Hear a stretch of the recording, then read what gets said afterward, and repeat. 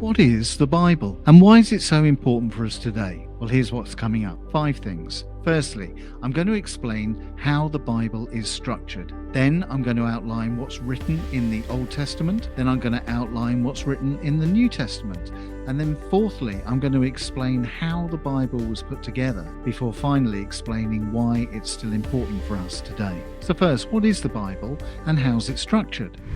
Well, the first thing to realise is that it's not just one book. Instead, it's a library containing 66 different books. And these are sacred texts written by dozens of different people over many centuries and across thousands of square miles in the Middle East and beyond. It's a spiritual treasure trove filled with stories and history and parables and poetry and letters and a whole lot more. And as Christians, we believe that God's character and his plan for humanity are revealed through this wisdom accumulated over hundreds of years. And the Bible, these 66 separate books, are divided into 2 parts, the Old Testament and the New Testament. And the Old Testament contains the ancient writings that talk about God's interaction with his people before the birth of Jesus. And these were written by people from all walks of life, including prophets and priests and kings. And the New Testament tells us about the life of Jesus and the issues that were facing the early church in the first century, the first 70 years or so after Jesus' death and resurrection. And the New Testament ends with the book of Revelation, which reveals a vision of God's future and his ultimate victory over sin and the devil. So let's think about the Old Testament first. How did it come to be?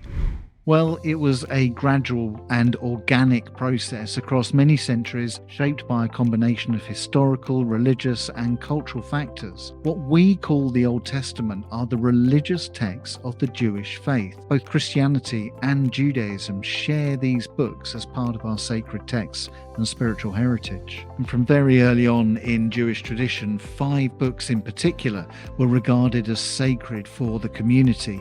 And these are the first 5 books of the Old Testament: Genesis, Exodus, Leviticus, Numbers, and Deuteronomy. And in Judaism, these 5 books are called the Torah, or the Pentateuch, and they had a really special status as the foundational text for the Jewish faith. But as the years went by, other books became recognized and accepted as well as sacred texts. There were books of history like Joshua, Judges, Samuel, and Kings. There were books of prophecy like Isaiah, Jeremiah, and Ezekiel. There were books of poetry like the Psalms. There were books of wisdom like Ecclesiastes and Proverbs. And as the centuries passed, more and more of these books became recognized as sacred texts through which God's will was being revealed. But by about 250 BC, the Old Testament was complete and no other books were added after that. Now, originally the Old Testament books were written in Hebrew, but about 3 centuries before Christ, they were then translated into Greek, which was the chief language in use at that time.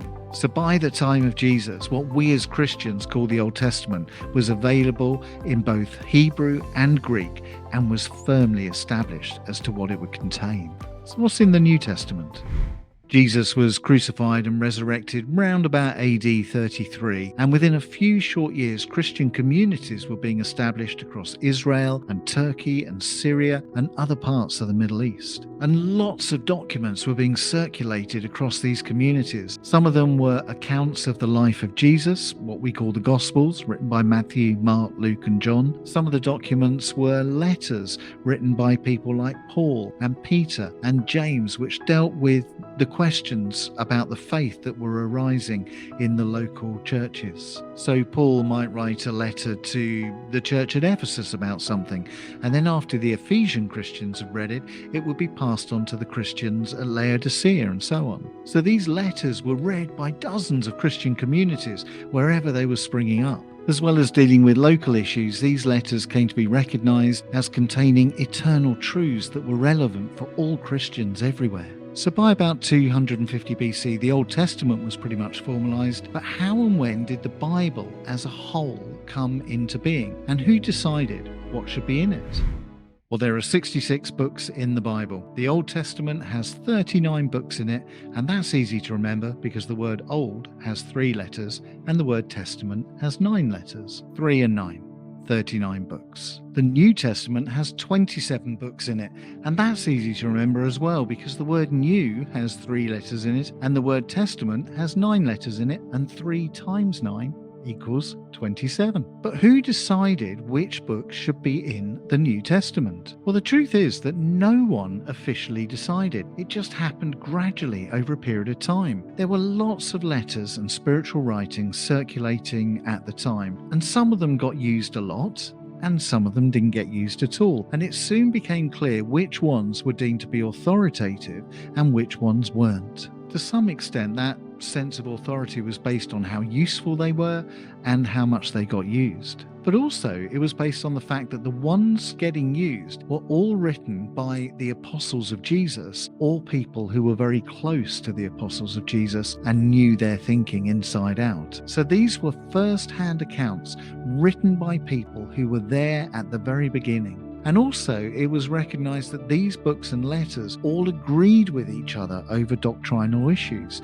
There was consistency across them all. So the New Testament sort of emerged into being through usage and by recognizing the authority of the authors. But by the 4th century, Christianity became the state religion of the Roman Empire. So there was a council of church leaders at a place called Carthage in North Africa in 397 AD, and it was there that the list of books in the Old Testament and the New Testament became formally recognized. That council didn't choose the books. The church leaders at the council didn't invent the Bible. They just formally recognized what was already happening in Christian communities around the world. So that's how the Bible's structured, and that's how it came to be the Bible. But why is the Bible important for us today? Well, here's 3 reasons.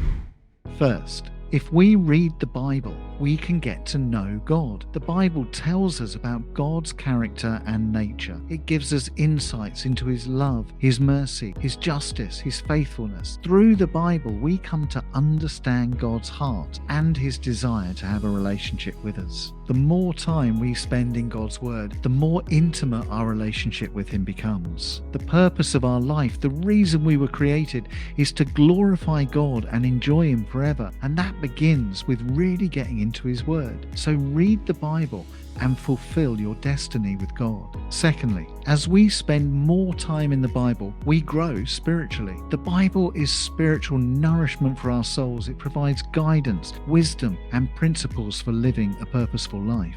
Through reading the Bible, we mature in our faith and develop a Christ-like character. So if you need guidance and direction, if you're trying to navigate challenges in life, if you need wisdom to make a decision, then turn to the Scriptures and allow God to speak to you and lead you into the future that He has for you. Third, reading the Bible has the potential to completely transform your life. Through the Bible, the Holy Spirit can work within us to bring healing, renewal, peace, and joy. Reading the Bible isn't just an intellectual exercise, it's an opportunity for communion with God. As we open our hearts and minds to His Word, we invite God to speak to us, teach us, and draw us closer to Himself.